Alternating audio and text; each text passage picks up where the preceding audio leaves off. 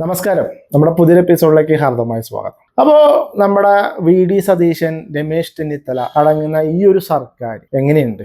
എന്താണ് നിങ്ങളുടെ അഭിപ്രായം? ഇപ്പോൾ ഏകദേശം സതീശൻ സർക്കാർ അധികാരത്തിൽ വന്നിട്ട് ഏകദേശം 20 ദിവസം പിന്നിട്ടിരിക്കുകയാണ്. ഈ 20 ദിവസത്തെ അവരുടെ ഭരണ മികവ് പഴയ സർക്കാരുമായിട്ട് കമ്പയർ ചെയ്ത് കഴിഞ്ഞ് കഴിഞ്ഞാൽ കൊള്ളാവോ കൊള്ളത്തില്ലയോ?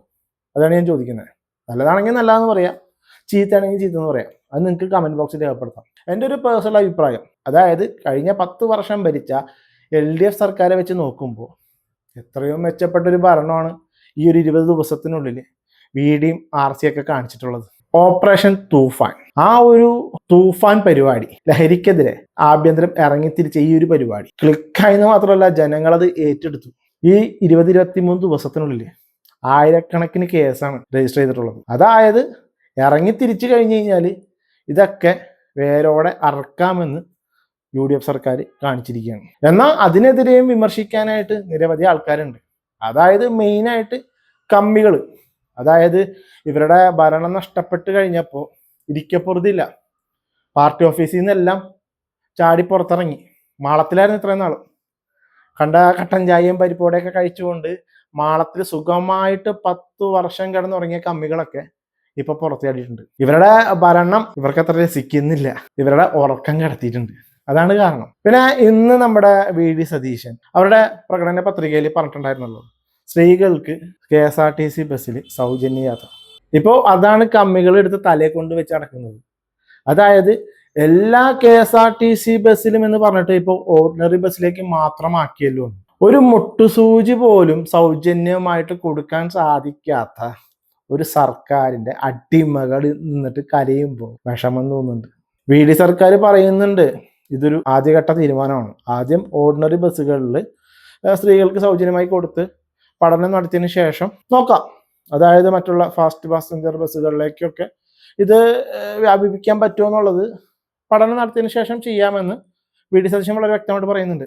എന്നാൽ കമ്മികൾ കരയാണ്. അതായത് അവർക്ക് എന്തെങ്കിലും വീണ് കിട്ടണമല്ലോ. മനസ്സിലായില്ലേ? അതായത് ഇപ്പോൾ ഒരു സ്ഥിരമായിട്ട് ജോലിക്ക് പോകുന്ന ഒരു സ്ത്രീ, കുടുംബത്തൊരു സ്ത്രീ ഒരു സ്ഥിരമായിട്ട് ജോലിക്ക് പോകണമെന്ന് കരുതുക. അവരൊരു കൂടി വന്നു കഴിഞ്ഞാൽ ഒരു 10-12 കിലോമീറ്റർ അല്ലെങ്കിൽ ഒരു 15 കിലോമീറ്റർ, ഞാൻ എല്ലാവരെയും പറയുന്നില്ല, ഭൂരിഭാഗം സ്ത്രീകളും ഒരു 15 കിലോമീറ്ററിനകത്തൊക്കെ ആയിരിക്കും ജോലിക്ക് പോവുക. അപ്പോൾ അവർക്ക് ഈ ഒരു ഓർഡിനറി ബസ് സൗജന്യ യാത്ര വളരെ ഉപകാരപ്രദമാണ്. മനസ്സിലായില്ലേ? അപ്പോൾ ഇതിന് ഇടയിൽ കയറി കിടന്ന് കരഞ്ഞിട്ട് കാര്യമില്ല. ചില സ്ത്രീകൾ പറയുന്നുണ്ട് ഇതിൻ്റെ ആവശ്യമില്ലായിരുന്നു, അതായത് ഫ്രീ ആയിട്ട് കൊടുക്കേണ്ട കാര്യം ഉണ്ടായിരുന്നില്ല, കാരണം KSRTC നഷ്ടത്തിൽ പോകുന്നൊക്കെ പറയുന്നുണ്ട്. പക്ഷെ അതിനൊരു ബദല് ഇല്ലാതെ ഒരിക്കലും ഈ ഒരു സർക്കാർ ഇതിനിറങ്ങിത്തിരിക്കില്ല. അവർക്ക് അഡ്വർടൈസ്മെന്റിലൂടെയും അതിലൂടെയും ഇതിലൂടെയൊക്കെ പണം തിരികെ പിടിക്കാനുള്ള കാര്യങ്ങളുണ്ടാവാം. പക്ഷെ കമ്മികൾ അവരുടെ കരച്ചിൽ നിർത്താൻ പറ്റുന്നില്ല.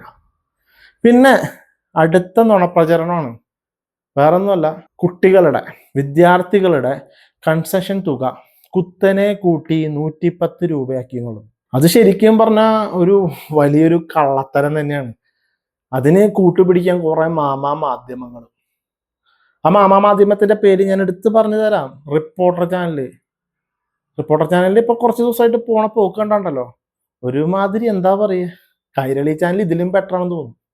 അതുപോലെയാണ് റിപ്പോർട്ടറിന്റെ പോക്ക്. എനിക്ക് തോന്നുന്നു അരുണിനെയൊക്കെ പിടിച്ച് വല്ല പ്രതിപക്ഷ നേതാവാക്കി ഇരുത്താൻ പറ്റും. ആ രീതിയിലേക്കാണ് കാര്യങ്ങളുടെ പോക്ക്. അപ്പോൾ 110 രൂപയാക്കി എന്നൊക്കെ പറഞ്ഞുകൊണ്ടാണ് കമ്മികളും ഈ പറയുന്ന മാധ്യമങ്ങളും റിപ്പോർട്ട് ചെയ്തിട്ടുള്ളത്. കുറെ പേപ്പർ കട്ടിങ്സും കാര്യങ്ങളൊക്കെ ഇവർ ഈ ഓൺലൈൻ സമൂഹ മാധ്യമങ്ങളിലൂടെയൊക്കെ പ്രചരിപ്പിക്കുന്നുണ്ട്. സത്യാവസ്ഥ എന്താണെന്ന് വെച്ച് കഴിഞ്ഞാൽ നമ്മുടെ മുൻ ഗതാഗത വകുപ്പ് മന്ത്രി KB ഗണേഷ് കുമാർ, അദ്ദേഹമാണ് ഈ കൺസെഷൻ തുക 109 ആക്കിയിട്ടുള്ളത്. അതൊരു കാർഡ് പരിപാടിയാണ്. ഞാൻ അതിൻ്റെ ഒരു വാർത്ത ഇവിടെ കൊടുക്കാം, നിങ്ങളത് കണ്ടുപിടിക്കും. സ്കൂൾ വിദ്യാർത്ഥികൾക്ക് KSRTCയുടെ പുതിയ പദ്ധതി 1 മുതൽ 12 വരെയുള്ള ക്ലാസ്സുകാർക്ക് 109 രൂപ വാർഷിക ചെലവിൽ കാർഡ് ലഭിക്കും. നിശ്ചയിക്കപ്പെട്ട റൂട്ടുകളിൽ മാസം 25 ദിവസം യാത്ര ചെയ്യാമെന്നും ഗതാഗത മന്ത്രി അറിയിച്ചു. ഇതുപോലൊരു ചിപ്പുള്ളൊരു കാർഡാണിത്. സ്റ്റുഡൻസിനാണ്. 1-ാം ക്ലാസ് മുതൽ 12-ാം ക്ലാസ് വരെ കുട്ടികൾക്ക് KSRTC സൗജന്യമായിട്ടാണ് കൊടുക്കുന്നത്. ഈ ഒരു കാർഡിന് വേണ്ടിയിട്ട്, അല്ല നേരത്തെ കൺസെഷൻ കാർഡിന് വേണ്ടി 109 രൂപ ഒറ്റത്തവണ വാങ്ങിക്കും. ഇനി അങ്ങനെയില്ല, ഈ കാർഡ് കൊടുക്കാൻ പോകുന്നത് +2 പഠിക്കുന്ന കുട്ടിയാണെങ്കിൽ 2 വർഷത്തേക്കായിരിക്കും. 2-ാം വർഷം കഴിയുമ്പോൾ കണ്ടക്ടർ അടുത്ത് കൊടുത്തൊന്ന് ചാർജ് ചെയ്യാന്നുള്ളത് വാലിഡേറ്റ് ചെയ്യുക. ഒരു മാസം 25 ദിവസം കുഞ്ഞുങ്ങൾക്ക് യാത്ര ചെയ്യാം. അപ്പോൾ എല്ലാവരും കണ്ടല്ലോ, ഈ 110 രൂപ ആക്കിയിട്ടുള്ളത് ആരാന്ന് നിങ്ങൾക്ക് മനസ്സിലായല്ലോ.